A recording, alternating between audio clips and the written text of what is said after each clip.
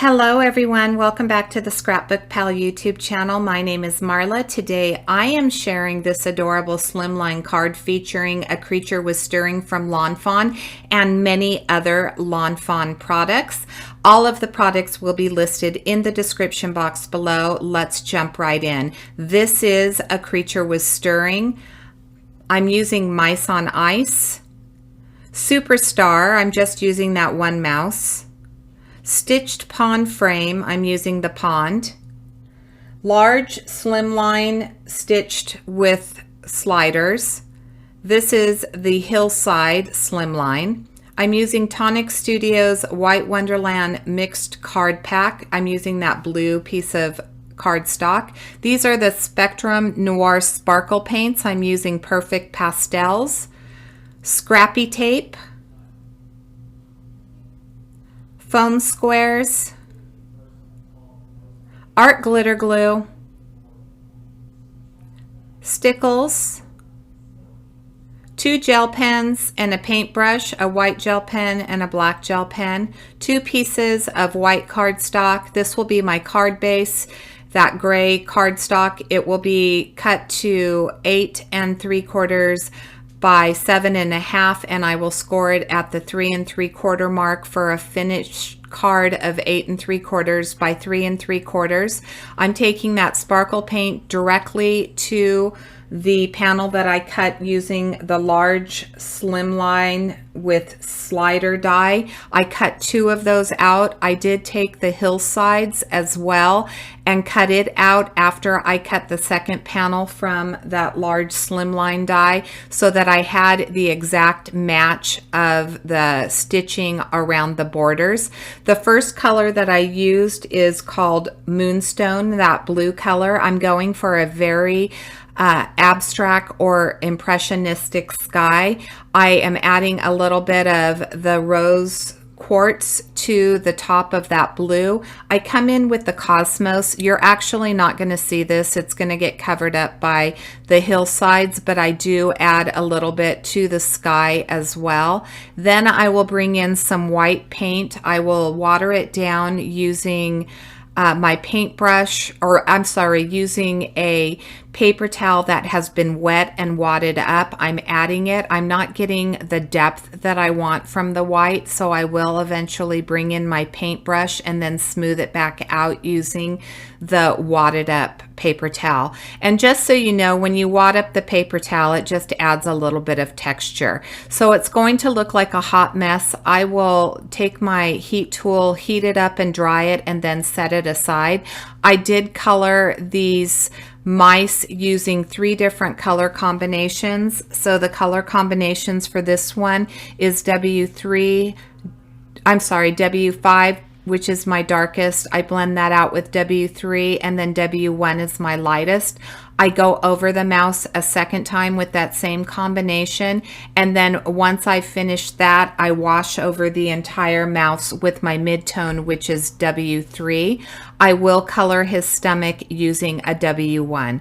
I don't show all of the coloring on this. I'm only going to show a small portion, so I'll show each of the mice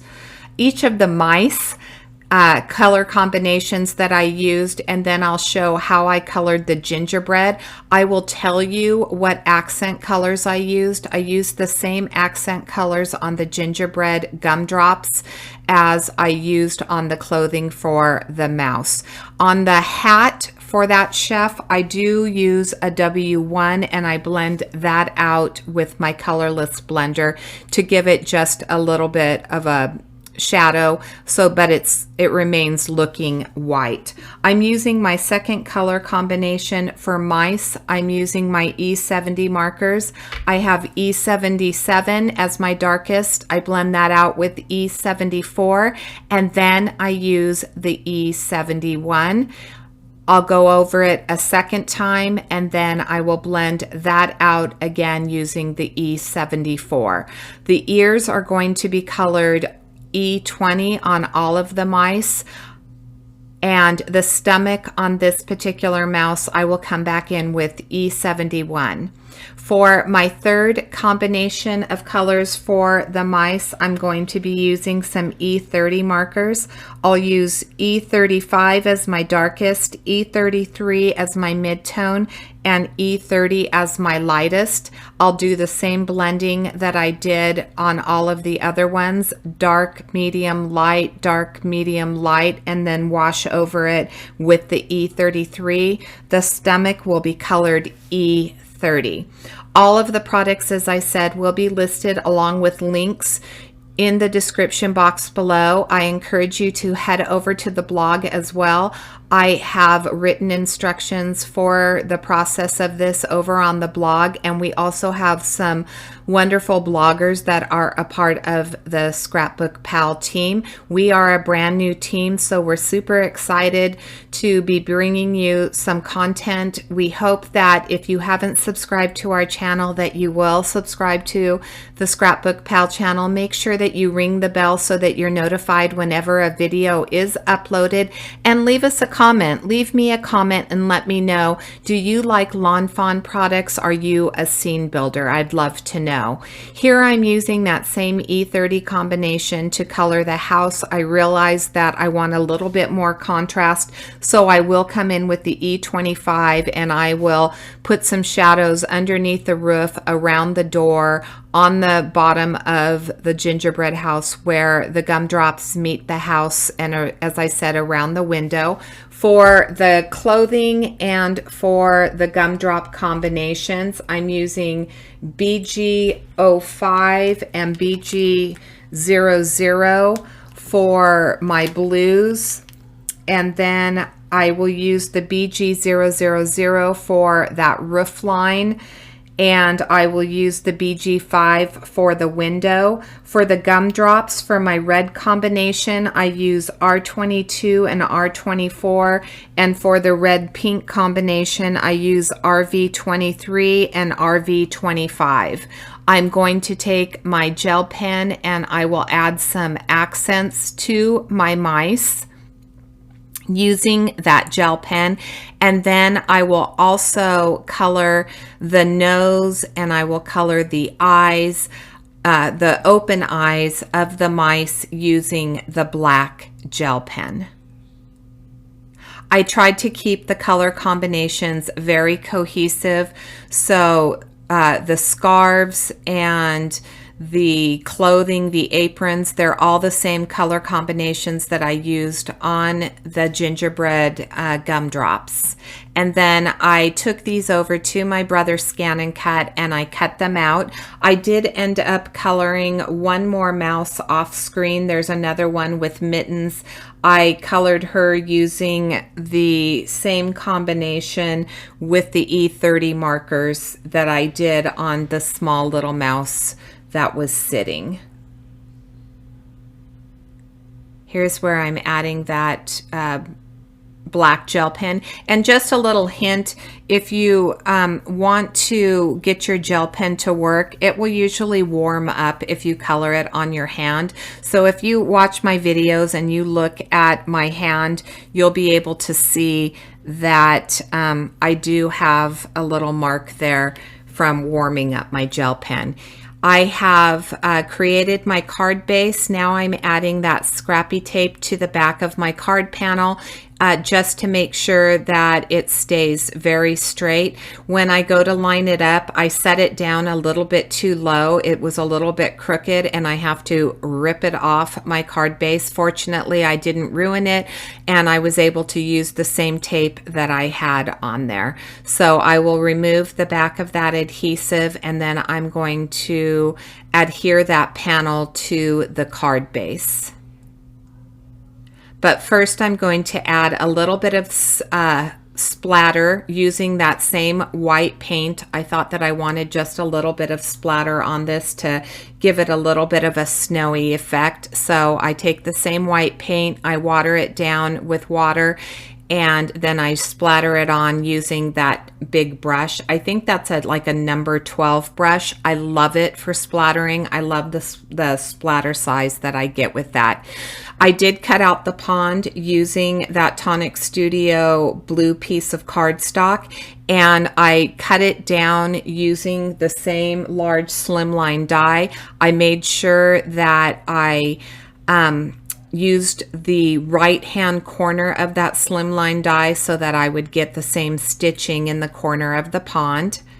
Here I'm adding my hills, and you'll see a big gap, but I know that that's no problem because my pond is going to cover that up. So I thought of this as a cute little, you know, family scene. We have a family that's creating a gingerbread house. We have mama that brought her baby some cookies, and we have the other mice in the family that are over at the pond and they're skating. I think that these are all adorable. That's one thing that I do adore about Lawn Fawn, is that when they create images that they all typically can go together. The mice are all scaled to the same size, which is fabulous. Now I realize that I put foam tape over the entire backing of that gingerbread house. I didn't need it on the bottom half of the card.